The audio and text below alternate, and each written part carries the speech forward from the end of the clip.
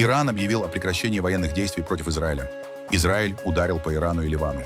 Оппозиция в Кнессете требует разгрома Тегерана и его союзников. Иран обвиняет США в возобновлении ударов, но от переговоров якобы не отказывается и угрожает перекрыть вход в Красное море из Индийского океана. ЕС вводит новые санкции против Тегерана и России. А в Армении подвели итоги выборов. Успех празднуют и Пашинян, и оппозиция. А теперь об этом подробно и по делу. Это один день. Подпишитесь, поставьте лайк этому видео и оставьте свой комментарий. Заранее спасибо и начинаем.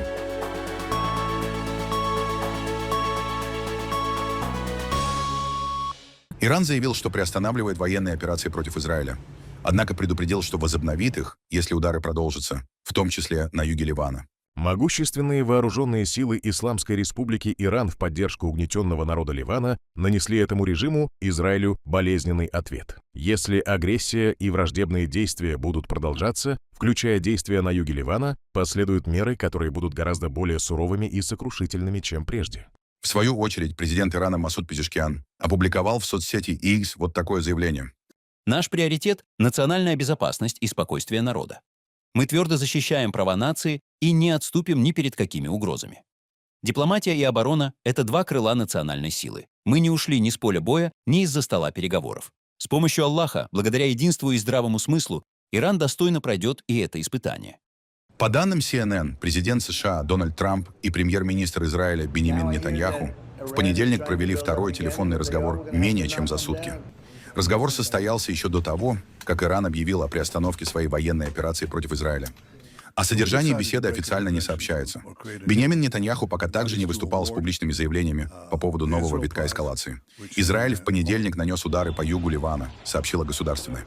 Это произошло менее чем через час после того, как Иран объявил о приостановке военных операций против Израиля при условии прекращения атак, в том числе на территории Ливана. Ударам подверглись населенные пункты Аз-Зарария, Араб-Салим и Кфар-Тибнит в округе Набати. Одновременно сирены воздушной тревоги прозвучали на севере Израиля. Армия обороны Израиля сообщила, что по израильским военным на юге Ливана были выпущены 3 снаряда. А вот как развивались события в последние несколько часов. Дональд Трамп в своей социальной сети Truth Social призвал Израиль и Иран немедленно прекратить обмен ударами. Израиль и Иран должны немедленно прекратить стрелять. Президент Дональд Джей Трамп. Обострение осложняет переговоры, которые Вашингтон пытается вести с Тегераном. Дональд Трамп также заявил, что Израиль и Иран заинтересованы в немедленном прекращении огня, пока продолжаются переговоры о более широком мирном соглашении. Обе стороны, Израиль и Иран, стремятся к немедленному прекращению огня. Продолжаются заключительные переговоры о мире, если только им не помешают невежество или глупость. Блокада останется в силе и будет полностью действовать до тех пор, пока не будет достигнуто окончательное соглашение. Все должно развиваться быстро. Спасибо за внимание к этому вопросу. На фоне новых ударов мировые цены на нефть выросли почти на 5%, а стоимость нефти марки Brent вновь превысила $97 за баррель. В Тегеране возложили ответственность за происходящее на Соединенные Штаты и предупредили, что дальнейшие атаки на энергетическую инфраструктуру могут иметь последствия для мировой экономики. Израиль нанес ответный удар после атаки Ирана по Тель-Авиву, Иерусалиму и другим городам страны. В ночь на понедельник взрывы прогремели в Тегеране, Исфахане, Тибризе, Наджафабаде и ряде других городов Ирана. Армия обороны Израиля заявила, что целью операции стали объекты, связанные с ракетной программой и военной инфраструктурой Исламской Республики. В частности, атакован нефтехимический комплекс в Махшехре на юго-западе Ирана. По данным иранских агентств Фарс и Тасним, предприятие было эвакуировано, часть производственных мощностей остановлена. Махшехр – один из ключевых центров нефтехимической промышленности Ирана. Он обеспечивает как минимум 28% производства в иранском нефтехиме. В Тегеране удары пришлись по нескольким военным объектам. Иранские государственные СМИ подтвердили взрывы в столице, однако официальных сообщений о пораженных целях пока нет. Сообщения о взрывах также поступили из Исфахана, одного из ключевых центров иранской оборонной промышленности и ракетной программы. В районе Наджафабада власти сообщили об отсутствии погибших, несмотря на зафиксированные попадания ракет. Израильские официальные лица заявляют, что операция была направлена против военной и ракетной инфраструктуры. В Тегеране удары называют нарушением международного права и угрожают новыми атаками по Израилю. Утром в понедельник по всему Израилю вновь прозвучали сирены воздушной тревоги после запуска очередной волны иранских ракет. Системы противоракетной обороны были задействованы сразу в нескольких районах страны. В Иерусалиме жители сообщали о звуках перехватов в небе. Часть ракет была нацелена на север страны. Обломки одной из них упали в районе Иерихона на западном берегу реки Иордан. В одном из израильских поселений на севере западного берега зафиксировано прямое попадание. Поврежден жилой дом, разрушена часть крыши и внутренних помещений. По данным службы скорой помощи Маген-Давид-Адам, погибших нет. Однако несколько человек получили травмы, направляясь в убежище во время тревоги. На видео, распространенном иранской пропагандой, на одну из ракет, которые, как предполагается, были запущены по Израилю, нанесена надпись на фарси, иврите и английском. Вы пожалеете. Военные аналитики обращают внимание, что в ходе последней атаки Иран, предположительно, впервые применил часть своих наиболее современных баллистических ракет семейства «Фатах-1». Речь идет о ракетах с маневрирующим боевым блоком, которые Тегеран называет гиперзвуковыми. Независимого подтверждения этой информации пока нет, однако израильские военные признали, что часть целей потребовала задействования нескольких эшелонов противоракетной обороны. Израильские телеканалы отмечают, что это крупнейший обмен ударами между двумя странами с момента апрельского перемирия. Израильские военные готовятся как минимум к нескольким дням боевых действий против Ирана и не исключают, что кампания может затянуться. Минувшей ночью иранский террористический режим нарушил действовавшее 2 месяца прекращение огня. Он открыл огонь и нанес удары по территории Израиля. Сегодня утром армия обороны Израиля провела 2 волны атак по объектам иранского режима. В ходе первой волны десятки истребителей нанесли удары по системам противовоздушной обороны, которые являются основой защитного щита режима.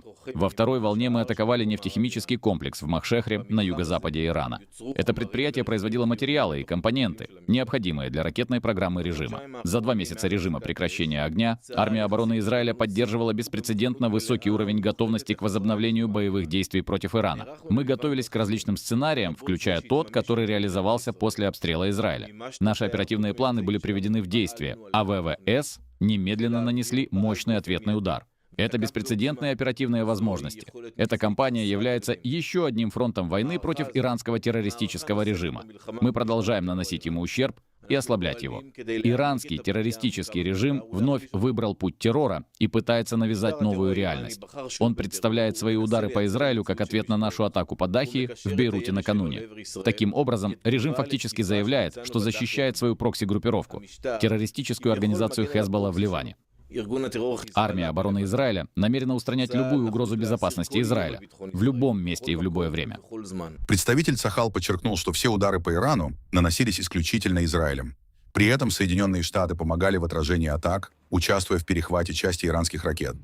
Представитель армии также сообщил, что действия Израиля координируются с Центральным командованием Вооруженных сил США. По его словам, начальник Генерального штаба армии обороны Израиля, генерал-лейтенант Эяль Замир, за последние сутки дважды разговаривал с командующим Центральным командованием США адмиралом Брэдом Купером. Представитель МИД Ирана Исмаил Багаи заявил, что обмен ударами между Израилем и Ираном стал следствием американской политики, а контакты между Тегераном и Вашингтоном продолжаются в атмосфере крайнего недоверия. Одновременно Багаи раскритиковал главу МАГАТЭ Рафаэля Гросси, обвинив его в политической предвзятости и подрыве авторитета агентства. Соединенные Штаты несут прямую ответственность за любые действия, которые сионистский режим предпринимает против Ирана и которые связаны с нарушением мира и безопасности в регионе. Генеральный директор МАГАТЭ придерживается полностью предвзятого, непрофессионального и политизированного подхода к иранской ядерной программе. Такая позиция лишь еще больше подрывает доверие как к самому агентству, так и к его генеральному директору в вопросе выполнения обязательств по нераспространению ядерного оружия. Наши вооруженные силы в рамках законного права Ирана на самооборону открыто объявляют о каждой цели, по которой наносят удары. В данном случае мы не получали никаких официальных заявлений от вооруженных сил. Мы всегда предупреждали, что в нынешней нестабильной обстановке, с которой сталкивается наш регион, необходимо учитывать возможность провокаций и операций под чужим флагом. Израиль вновь живет в условиях ракетной угрозы со стороны Ирана. Утром сирены воздушной тревоги прозвучали в Иерусалиме, Тель-Авиве, Хайфе и других городах страны. Жители были вынуждены спуститься в убежища, а занятия во многих школах были отменены. Несмотря на очередную волну атак, многие израильтяне признаются, что тревоги и походы в укрытие стали частью повседневной жизни. И говорят, что поддерживают действия своего правительства, считая противостояние с Ираном вопросом национальной безопасности Израиля, а не решением, которое должно приниматься в Вашингтоне. Я считаю, что сейчас подходящее время для удара по Ирану. Мы ждали больше 2 месяцев. У нас была война, затем прекращение огня. В этот период продолжали гибнуть солдаты, и никто не принимал решения. Настоящего решения, которое нужно Израилю, а не Соединенным Штатам. Думаю, все будет хорошо. Нам нужно раз и навсегда покончить с этим. Нужно завершить это по всему региону, со всеми 7 странами, которые в этом участвуют. Тогда наступит мир. Посмотрите, с самого утра звучат сирены тревоги, а потом все снова идут на работу. Мы хотим жить хорошо и жить нормальной жизнью. Послушайте, грустно это говорить, но мы уже привыкли. Не знаю, это стало чем-то обычным. Нам не страшно, но мы следуем указаниям властей. Спускаемся в убежище, и все.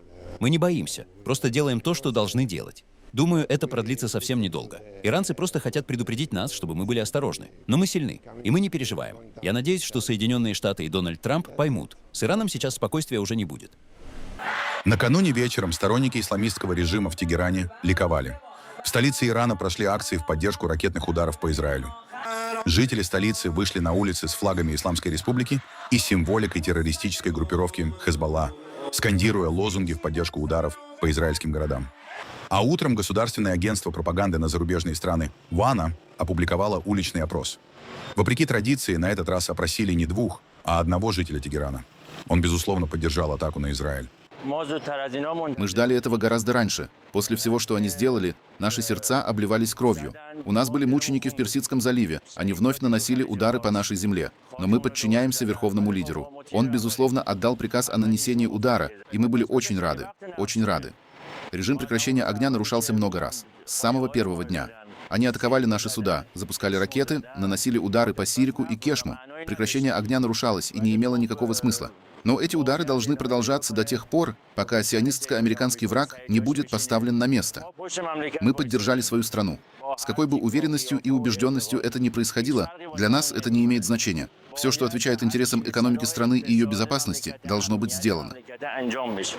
Лидер израильской оппозиции Яир Лапид раскритиковал действия правительства Биньямина Нетаньяху в ходе нового обмена ударами с Ираном. По его словам, операция не достигла ни одной значимой стратегической цели, не ослабила позиции поддерживаемой Ираном Хезболлы и не была должным образом согласована с союзниками Израиля. При этом Лапид подчеркнул, что поддерживает жесткий ответ на любые атаки против Израиля. Однако нынешняя эскалация, по его мнению, не отвечает интересам государства. С апреля 2024 года я говорил и продолжаю говорить. Израиль должен наносить удары по нефтяной и энергетической инфраструктуре Ирана, чтобы обрушить иранскую экономику. Это наиболее эффективный, а возможно и единственный способ добиться падения режима аятолл. Во всем, что касается этой войны, я с самого начала занимал более жесткую позицию, чем правительство. Мои взгляды были более решительными, чем у Биньямина Нетаньяху. Иранцы должны понимать, любой обстрел Израиля повлечет за собой жесткий, болезненный и непропорциональный ответ. Именно поэтому я говорю, нынешний раунд боевых действий не служит ни одной стратегической цели государства Израиль. После заявления Ирана о прекращении запусков ракет, уже можно сказать, что нынешняя операция не приблизила смену режима, не способствовала ликвидации программы баллистических ракет, не приблизила демонтаж ядерной программы, не способствовала поражению и разгрому Хезболлы в Ливане и не была согласована с Соединенными Штатами или нашими союзниками в странах Персидского залива. Иран пригрозил расширить морскую блокаду на еще один стратегический маршрут. Государственные СМИ страны сообщили, что в случае дальнейшей эскалации со стороны Израиля Тегеран может перекрыть Баб-эль-Мандебский пролив, ключевые ворота между Красным морем и Аденским заливом. С таким предупреждением выступил советник верховного лидера Ирана. Баб-эль-Мандеб – один из важнейших морских коридоров мира. Через него проходит путь к Суэцкому каналу, соединяющий Европу и Азию. В самой узкой точке ширина пролива составляет всего 29 километров. Через этот маршрут проходит около 15% мировой морской торговли. Именно здесь с конца 2023 года йеменские хуситы, поддерживаемые Ираном, начали атаковать коммерческие суда под предлогом поддержки палестинцев в войне в секторе Газа. Тогда крупнейшие судоходные компании были вынуждены перенаправлять корабли вокруг Африки через мыс Доброй Надежды. Это увеличило сроки доставки на недели и резко повысило расходы на топливо, страхование и фрахт. По оценкам отрасли, перебои в судоходстве в 2023-2025 годах обходились мировой экономике примерно в $20 миллиардов ежегодно. Хуситы объявили о полной блокаде израильского судоходства в Красном море и пригрозили считать любые связанные с Израилем морские перевозки законными военными целями. Мы объявляем полный и всеобъемлющий запрет на морское судоходство израильского противника в Красном море и считаем любое передвижение противника военными целями для наших вооруженных сил с момента публикации этого заявления.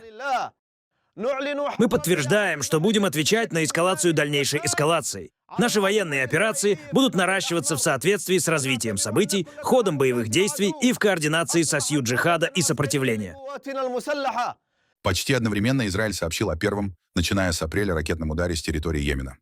По данным армии обороны Израиля, ракета была запущена утром в понедельник и успешно перехвачена средствами ПВО. Сирены воздушной тревоги прозвучали в ряде районов страны. Ответственность за атаку взяли на себя хуситы.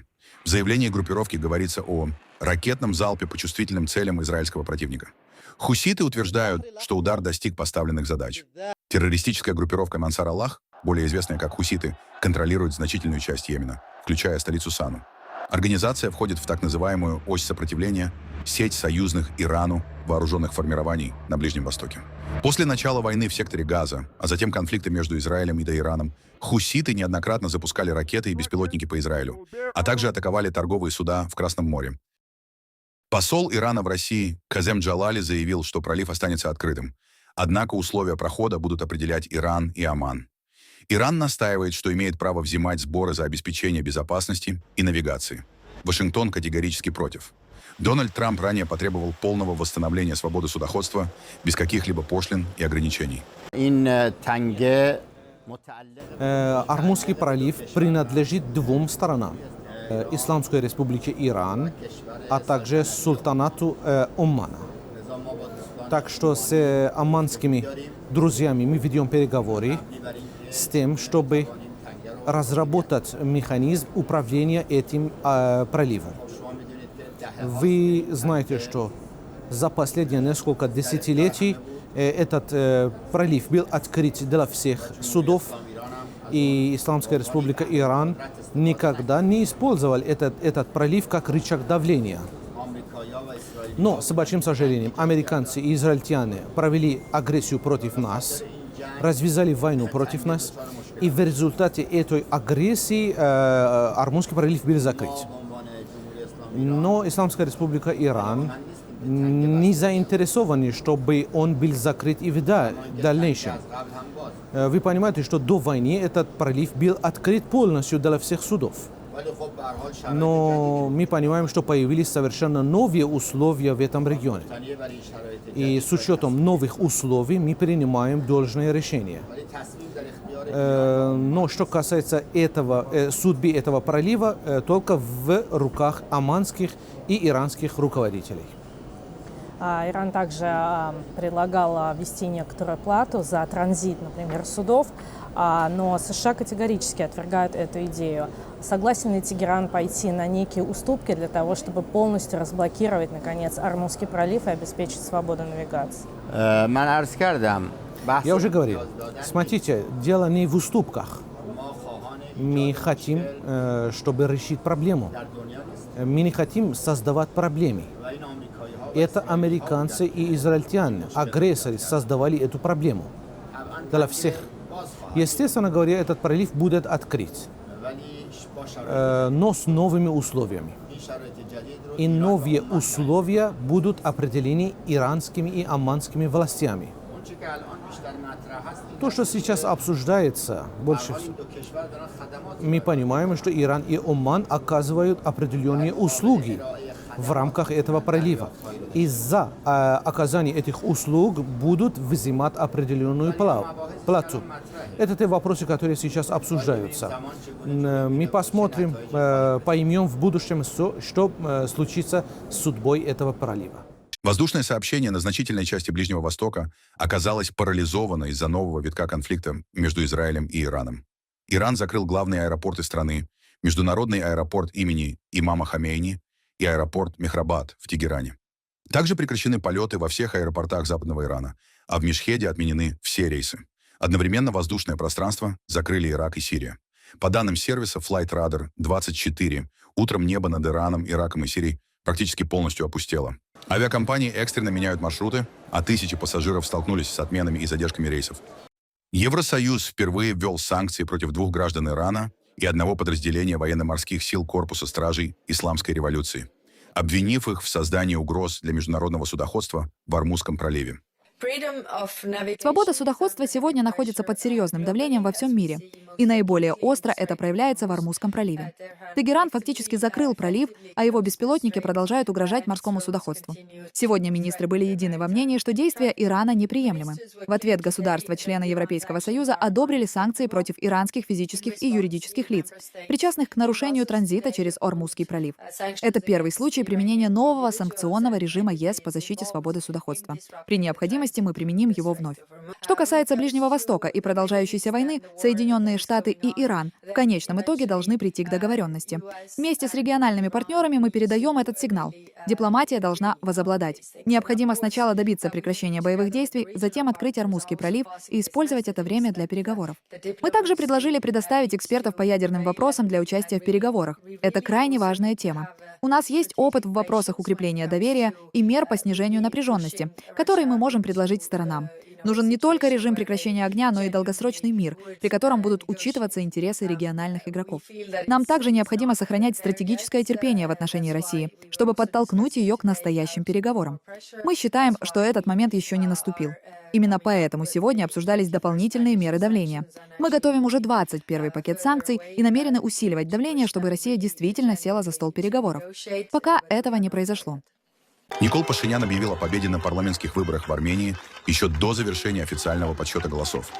Выступая ночью в Ереване, премьер-министр назвал результат своей партии «Гражданский договор исторической победой». 7 июня 2026 года состоялись выборы в Национальное собрание, и по их результатам победила партия «Гражданский договор», которая...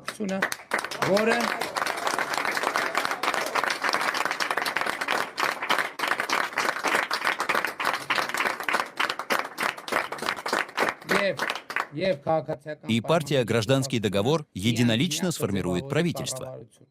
По данным Центральной избирательной комиссии, партия Пашиняна набирает 49,1% с половиной процентов голосов.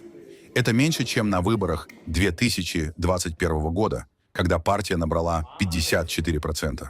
Однако результат обеспечивает ей большинство в новом парламенте и право самостоятельно сформировать правительство.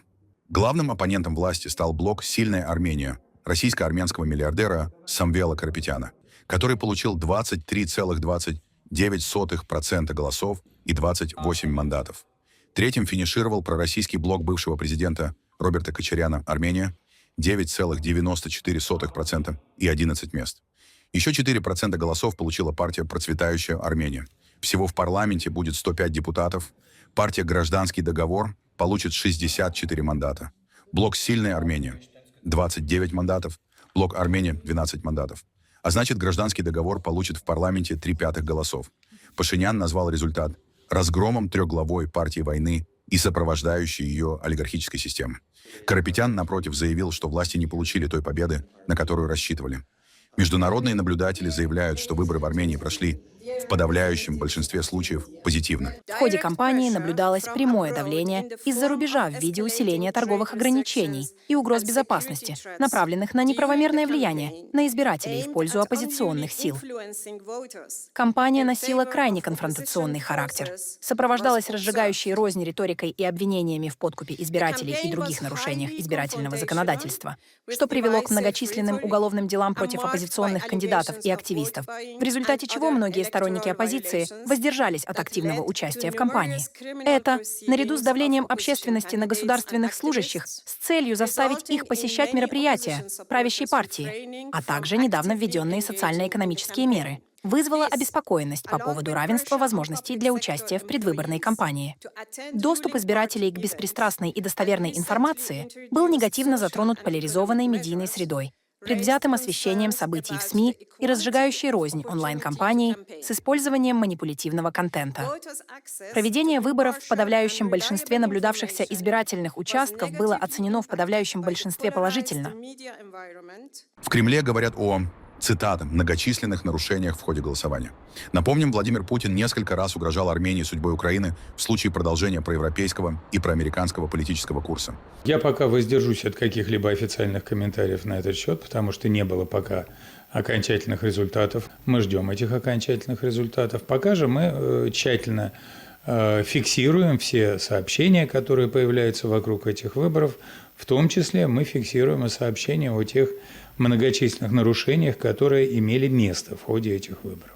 Это первые парламентские выборы после поражения Армении в войне с Азербайджаном в 2023 году и последующей потери Нагорного Карабаха. Голосование фактически стало референдумом по вопросу дальнейшего курса страны. С 2018 года Пашинян последовательно сокращал зависимость Армении от Москвы, расширял сотрудничество с Евросоюзом и США и продвигал мирное соглашение с Азербайджаном.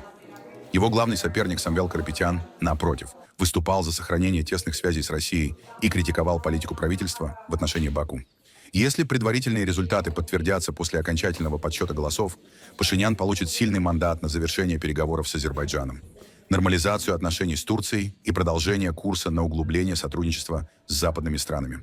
Однако для изменения Конституции, что рассматривается как один из возможных этапов мирного урегулирования с Баку, ему не хватает 2/3 мест в парламенте. С победой Пашиняна уже поздравили президент Франции Эммануэль Макрон и президент Казахстана Касым-Жомарт Токаев.